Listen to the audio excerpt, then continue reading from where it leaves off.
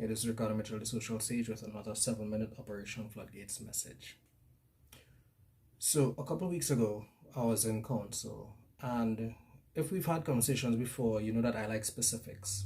I don't just want to hear about how you feel, I will ask you, what are you thinking? Because I believe that the thoughts that you have contribute to the feelings that you have. And another thing that I tend to do is because I like specifics, I ask you generally to rank things on a scale of 1 to 10 or this to that. And that is because you going through the process of expressing how you feel specifically requires you to look at how you feel and to process how you feel in a manner that instead of it just being this experience, this culmination of emotions and thoughts, to communicate it clearly, you actually have to lay it out. And in doing so, you might come across some revelation, or you'll give me clearer data in a process that, believe it or not, has priority to you. Scripturally, is what comes out of your mouth. That is an indicator of what is in your heart. And a lot of that is subliminal. So I generally like to get people uncomfortable in walking through what they're feeling and what they're experiencing and making sure that they could communicate it, even if it's uncomfortable. And one of the things that came out was someone was having a particularly difficult day, which was part of a particularly difficult season. So I asked them to scale it 1 to 10. And it was maybe like a 3 out of 10. And the funny thing about it is I was thinking, and I expressed 3 out of 10. That is pretty bad. It sucks. But here the catch. What happens if you put in the work, you put in the time, and you move to 7 out of 10? 7 out of 10. That's an improvement, right? It's almost double the state that it was before in terms of, how appealing or satisfactory it may have been. So you move from 3 to 7. Improvement of like 4. You hear the catch? Because life, situations, circumstances, the fact that while processing, additional things come up. Let's say you have an equivalent. You have things got bad or additional things came up. And now your 7 out of 10 is really a 7 out of 14 just because you have new stuff to deal with. So you've made progress from where you were, but new things came on. That happens. That is real life. We're doing pretty well, and then all of a sudden we just have more to deal with. And it gets overwhelming because, heady catch, right? We're looking at the wrong math.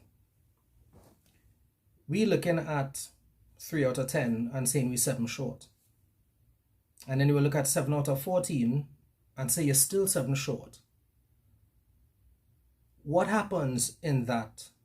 We look at the gap, and because the gap remains constant, we feel as if the work we've put in and the progress we've made is negligible or doesn't matter and it doesn't make sense.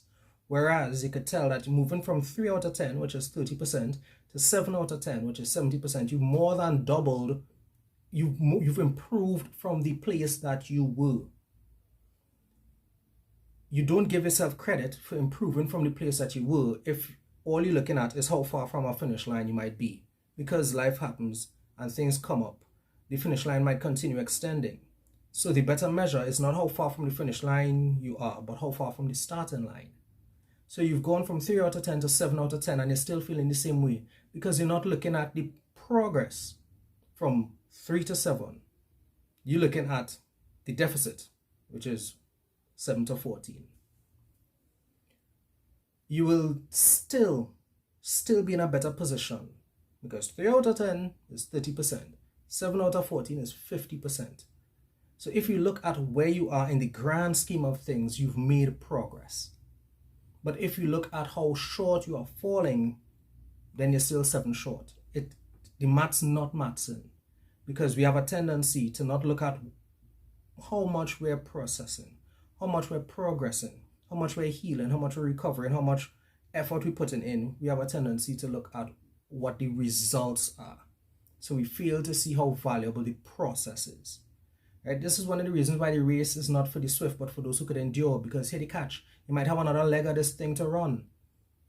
So I'm asking, and actually advising, and I don't like to advise. I like to give opinions, and whether you take them or not will be up to you. But I would advise that you pay some attention to how far you've come, because how far you have to go might deter you. Adjust your perspective. Look at the right math. It's not just a case of how short I'm falling or nothing's changed. The result may not have changed, but the net gain, the progress, the fact that you aren't where you were is plenty. So I'm not going to keep this long. I just want to encourage you, right? One of the reasons that I've tried to negotiate people into this corner where they have to think through how they're feeling is because Romans 12:2, I believe, says, be transformed by the renewing of your mind. And to renew your mind, you have to know what's going on there in the first place. And sometimes the way that you're feeling makes it a little difficult to identify that. So go through the process. Take an honest look at what it is you're doing. And by honest, I mean thorough. And also consider not how short you might be falling, but how far you've come. So yeah, I guess it's just a matter of perspective. Take it easy. God bless. Thanks for listening. If you got any benefit whatsoever from this, feel free to share it, subscribe, like, do as you're so inclined and as the Spirit moves you. You can also check us out on Instagram and Facebook, where the Operation Floodgates pages have different content and sometimes some different contributors as well. So God bless, have a great day, and most importantly, don't say I say, see what the Bible says. Take care.